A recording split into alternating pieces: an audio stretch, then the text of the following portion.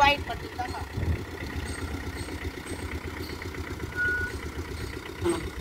हे बघा, ज्यावेळेस तुमची पोली ड्रायव्हिंग टेस्ट होणार चढतीवर त्या ठिकाणी तुम्हाला 10-20 मार्क येतं. हे बघा, क्लच ब्रेक म्हणजे फर्स्ट गिअर टाकून गाडी पुढे न्यायची आहे.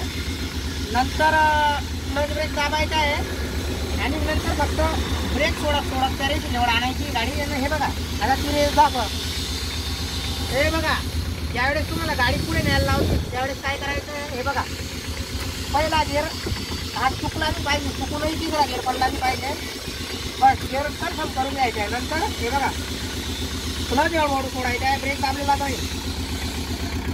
हे बघा, गाडीत व्हायब्रेशन आला, गाडीचा आवाज चेंज झाला त्यावेळेस क्लच टेबल धरून ठेवायचा आहे तिथं. आणि जसा काही तुमच्या एक सिलेंडरवर पाय दिला मग क्लच हळूहळू सोडायचा आहे. बघा,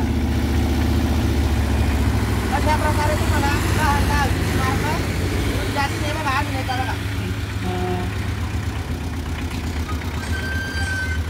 बघा आता हे बघा, इथे क्लच ब्रेक दाबलेला आहे.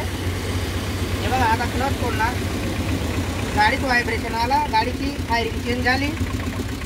हा क्लच त्या ठिकाणी तुम्हाला स्थिर ठेवायचा आहे.